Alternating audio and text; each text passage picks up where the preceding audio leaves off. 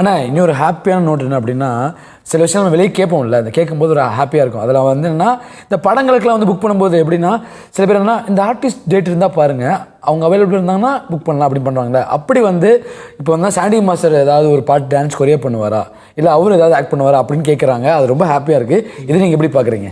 ரொம்ப ஹாப்பியாக இருக்குது. நம்ம இது தானே கஷ்டப்பட்டிருந்தோம் இத்தனை வருஷமாக. எங்கேயோ ரோட்டில் ஆடின்ட்டு கொஞ்சம் கொஞ்சமாக வந்துட்டு முன்னாடி வந்து ஏதாவது ஆஃபீஸ் போயிட்டு நிற்போம், நம்மளை கிளம்பு பண்ணுறாங்க. அப்புறமா வந்துட்டு அடுத்த வாரம் சாங்கு வந்து பண்ணிட்டேன்னு சொல்லுவாங்க. பார்த்தா வந்துட்டு அடுத்த வாரம் சாங் நடக்கும், ஆனால் நம்ம இருக்க மாட்டோம், வேறு ஒருத்தவங்க பண்ணியிருப்பாங்க. அப்படி இருந்து வந்துட்டு இன்றைக்கி வந்துட்டு அவங்க வந்துட்டு நீங்கள் மாஸ்டர் உங்கள் டேட் இருக்கா, உங்கள் டேட்டு இருந்தால் நாங்கள் பண்ணுறோம், இல்லைனா தள்ளி வைக்கிறோம், அந்த நீங்கள் வந்தீங்கன்னா கொஞ்சம் உள்ளே வந்து டான்ஸ் பண்ணணும், அந்த மாதிரிலாம் கேட்குறப்ப எனக்கு ரொம்ப ஹாப்பியாக இருக்குது. ஓகேடா, நம்ம ஒரு கரெக்டான பாதையை நோக்கி தான் போயின்னு இருக்குன்ற மாதிரி எனக்கு ரொம்ப ஃபீலிங்காக இருந்தது. அதான் இப்போ ஆக்டிங்காக போகிறப்போ என்னென்னா கோரியோகிராஃபி கொஞ்சம் கம்மியாச்சு. ஏன்னா ஆக்டிங் ஃபோக்கஸ் ரொம்ப அதிகமாக கோரியோ கம்மியாச்சு. ஆனால் இப்போ நான் பண்ணுற படங்களில் வந்துட்டு இது பர்மிலானுக்கு வந்து நான் வேறு ஒரு சாய்ஸ் தான் சொல்லியிருந்தோம். பட் பாண்டியா சார் வந்து இல்லை நீங்கள் பண்ணுங்க மாஸ்டர் அப்படின்னா சரி ஓகேன்ட்டு. நான் லீடாக பண்ணுற படத்துலலாம் வந்துட்டு அப்கமிங் மாஸ்டர்ஸ்லாம் இருக்காங்களே, அவங்கள தான் பண்ண சொல்கிறேன் நான். சூப்பர். தியேட்டரில் பயங்கரமாக கத்துறாங்க. என்ன ஹீரோயின் இன்ட்ரோடக்ஷனா அப்படின்னா இல்லை, உங்கள் கேரக்டர் வரப்போ, உங்கள் கேரக்டர் இன்ட்ரோ வரப்போ பயங்கரமான response. We are not even exaggerating. அது லோகாவாக இருக்கட்டும், கிஷ்கிந்தாபுரியாக இருக்கட்டும், இல்லை நீங்கள் கூலியில் டக்குன்னு ஒரு கிளிம்ஸ் வந்தால் கூட அது ஒரு ரீச்சாக இருக்கட்டும். இந்த மாதிரி ஸ்பெஷலி நீங்கள் எடுத்து பண்ணக்கூடிய கேரக்டர்ஸ் வந்து திரும்ப பார்க்குறப்போ இல்லை இது சாண்டி தவிர வேறு யாருமே பண்ணியிருக்க முடியாது, அப்படி தான் இருக்குது. அந்த கிஷ்கிந்தாபுரி விஸ்ரவபுத்ரா பற்றி நான் பேசணும் அப்படின்னு ஆசைப்படுறேன். என்னோட பர்சனல் ஃபேவரட். அண்ட் நிறைய தெலுங்கு பீப்புளுக்கு வந்து குழந்தைங்கலாம் பயப்படுது அந்த மாதிரி ஒரு இன்டிமிடேட்டிங்கான கேரக்டர். அண்ட் 7 மணி நேரத்துக்கு மேலே மேக்கப் போட்டிங்களாமே? ஆமாம், ஃபஸ்ட்டு டெஸ்ட்டு அப்போ தான் அது ஆயிடுச்சு. 8 hours கிட்ட ஆயிடுச்சு. ஷூட் அப்போ வந்துட்டு மேக்ஸிமம் 4.5 5 hours. ஓகே. பட் அது நல்ல பயங்கர நேம் வாங்கி கொடுத்துருச்சு அது. ஏன்னா இப்போது வாரணாசி வந்துட்டு ராஜமௌலி சார் கூப்பிட்டுருந்தார் அந்த பர்ஃபார்ம் பண்ணணும்னு சொல்லிட்டு. அப்போ போகிறப்ப அங்கே வந்து எல்லாமே தெலுங்கு ஆடியன்ஸ் ஃபுல்லாகவே தான். அப்போ நான் சைடில் வந்துட்டு பேக் ஸ்டேஜில் வரப்போ ஃபுல்லாக அந்த போலீஸ்காரங்களாம் செக்யூரிட்டி வந்தால அவங்களாம் வந்துட்டு சண்டிகாரு చాలా బాగా చేశారు நீ கிஷ்கிந்தாபுரி அதனால ஓகே தெரியுது. அப்போ நம்மள தெலுங்கு ஸ்டார் நீங்கள். அதுக்கப்புறம் தெலுங்கு அந்த அவரோட ஃபேன்ஸ் மகேஷ் பாபு சார் ஃபேன்ஸ்லாம் அப்படி போகிறாங்களா, சாண்டி கிஷ்கிந்தாபுரி சூப்பர் చాలా బాగా చేశారు அப்படி கத்துறவனே எனக்கு ஓகே உங்களுக்கு தெரியுது அப்போன்ற மாதிரி.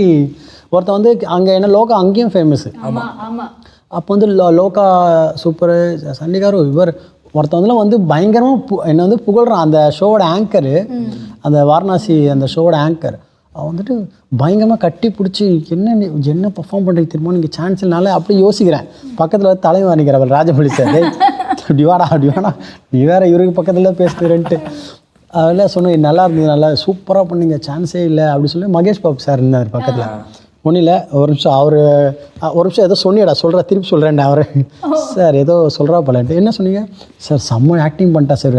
கேட்டுச்சா சார், ஓகே சார்ன்ட்டு அப்படின்னு அவர் கொஞ்சம் ஃபஸ்ட் டைம் தான் அவரை மீட் பண்ணேன், அன்றைக்கி தான் மீட் பண்ணேன். ஆனால் செம்ம ஜாலியாக செம்ம ஃபன்னாக இருந்தேன். அண்ட் நம்மளுடைய சன் பிக்சர்ஸ் கூலி பற்றி பேசுறதுக்கு இன்னும் இந்த நிகழ்ச்சியே பத்தாதுன்னு நினைக்கிறேன். ஏன்னா உலகம் முழுக்க மிகப்பெரிய ஹிட்டு, நிறைய பேர் வாங்கி கொடுத்த பாடலும் கூட உங்களுக்கு. அண்ட் ரீசெண்டாக இந்தியா லெவலில் இன்கா அவார்ட்ஸில் வந்து நீங்கள் பெஸ்ட் கொரியோகிராஃபர் அப்படின்னு வாங்கியிருக்கீங்க.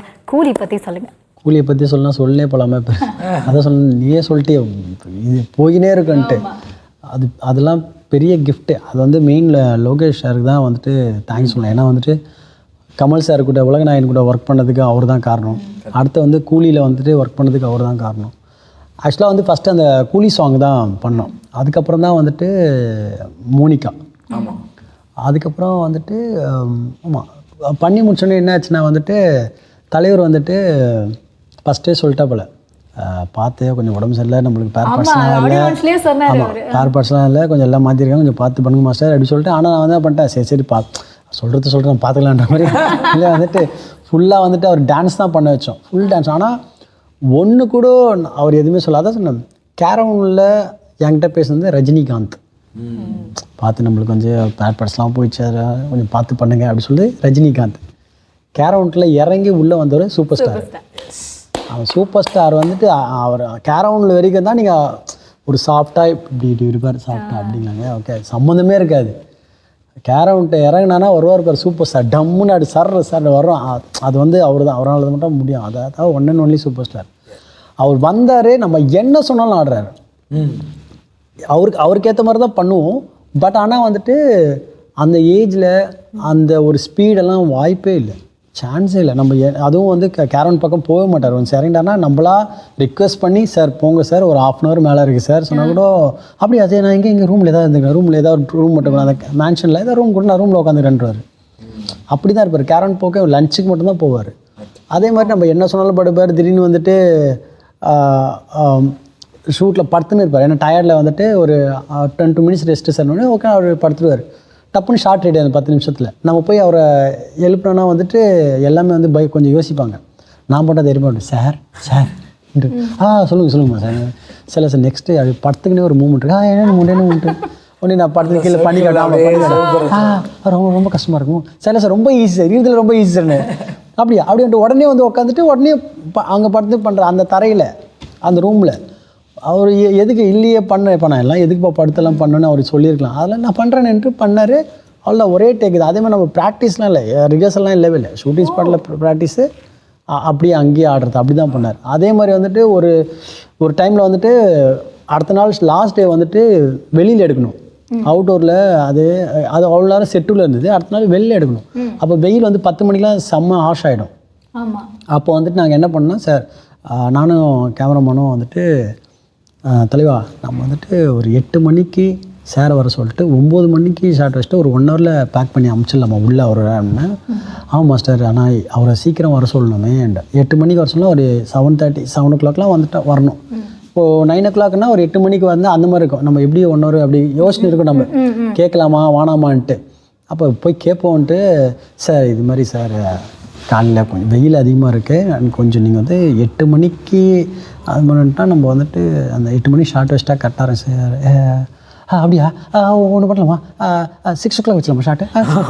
6 o'clock தெரிகிறோம் சார். இல்லை sir 6 o'clock 7 o'clock 7 o'clock okay 7 o'clock 2 பேரும் இல்லை. சரி sir okay sir 7 okay sir okay சார்ன்ட்டோம். Okay 7 o'clock sir okay done plan பண்ண அவ்வளோ தான் விட்டோம். நாளே 1000 பேர் வெளில இருக்கணும், க்ரௌடு அவ்வளோ ஜூனியர் ஆர்டிஸ்ட்லாம் சேர்த்து அவ்வளோ பேர் இருக்காங்க. அதுனா செட் பண்ணதுக்கு வந்து லேட் ஆகிடுச்சு எங்களுக்கு. ஒரு 7 o'clockலேருந்து அங்கே கால் வருது. 7 o'clock ஷார்ப்பாக சார் வரலாமா கேட்குறாரு, ரெடியாக கேட்குறான்றாரு. அவர் வந்துட்டு 6 o'clock வந்து ரெடி ஆகிட்டுறாரு அவர். நாங்களாம் வந்து என்னத்தை பண்ணுறது, அரிபரியாக அழைச்சினே இருக்கோம். சார் ஒரு 20 minutes அப்படியே ஒரு 7:30 ஆகிடுச்சு. அப்போதுலேருந்து அதுலேருந்து ஒரு 4 கால் வந்துருக்கோம். சார் வரலாமா கேட்டுருக்காரு, சார் வரலாமா கேட்குறாரு. சார் வந்து நான் ஐயோ என்ன பண்ணுறது, க்ரௌடை வந்து செட் பண்ணிட்டோம். அதுக்கப்புறம் 7:30 ஆகிடுச்சு. நாங்கள் அப்படியே நான் செட் பண்ணிடுறேன். அவர் அதை மறந்துட்டோம். மீன்ஸ் சரி ஓகே சார் ரெஸ்ட் எடுக்க வந்தேன். அப்போ திடீர்னு நான் அப்படி பார்த்தா கூட்டத்தில் வந்து குடம் மட்டும் தெரியுது. என்னடா குடம் பார்த்து பார்த்தா நின்று வேடிக்கை பார்த்துனாரு. வந்து எப்பயோ வந்துட்டார். ஆமாம் வந்துட்டு அவர் பாடி பார்த்துன்னு இருக்காரு. போடுறேன் சார் ஒன்றும் இல்லை நான் இப்போ சைடில் போய் ப்ராக்டிஸ் பண்ண ஒன்றும் இல்லை சொல்லிட்டு சைடில் ஒரு ஷேர் அவுட்டை பின்னாடி போய் மூமெண்ட்டை ப்ராக்டிஸ் பண்ணார் அவர் மட்டும்.